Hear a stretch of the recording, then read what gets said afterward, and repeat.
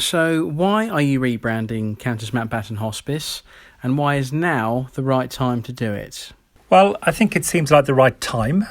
As many people know, just a year ago now, the hospice on the Isle of Wight, Mountbatten and Countess Mountbatten Hospice in Southampton came together to work together for the greater good and to really see how we could manage to deliver services to a growing number of people over the coming years. So this is the end of the first year, and I think we just want to consolidate everything we've learnt and to actually put what we need to do into the future in a very clear way. So Countess Mountbatten Hospice Southampton, been around for 40 years, has a number of sort of names really. So Countess Mountbatten Hospice, Countess Mountbatten House. It's also been run and managed by University Hospital Southampton all that time. So I suppose what we want to do is take a moment to really provide some clarity. And from this moment going forward, we'll be called Mountbatten Hampshire. And really what that does, it gives us a way of packaging all of the services that we offer in a way that people can understand, hopefully better. So, many people think of the hospice as just a building, but actually we're looking after hundreds of people a day across Southampton and West Hampshire. And we really need people to understand the breadth and the depth of the services that we're offering, and we're continuing to grow. You've said from day one, really, that the community is really important for the hospice.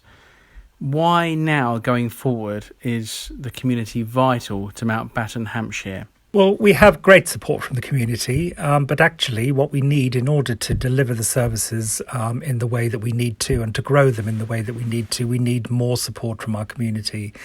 Most hospices in the UK have a great connection with their local community. Mountbatten Hampshire is no different, but actually we need to grow that. Many people, I think, probably haven't thought around the need for support for the hospice because of the link with the NHS. But actually now we need to raise £6.5 million every year and growing going forward. And we're only going to do that with the support of the local community.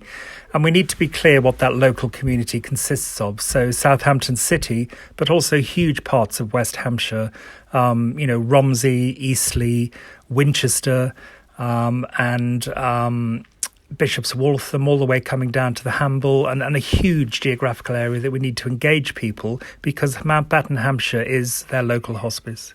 And finally, the rebrand comes at a time when we're dealing with the coronavirus pandemic. If there's one thing that you could say to people right now, what would that be? Well, I think we have the immediate issue of the coronavirus pandemic. And of course, that means that the work of Mountbatten Hampshire is going to be needed even more and even more quickly. So we're having to ramp up our services to ensure that we are available for everyone who's affected during this coronavirus pandemic. And unfortunately and sadly, people are going to die. We know that. We see that already happening. And it's hospices, and Mountbatten Hampshire particularly in our area, that's going to pick up the need for caring for people coming to the end of their life with COVID-19. We also are already seeing a huge growth in bereavement.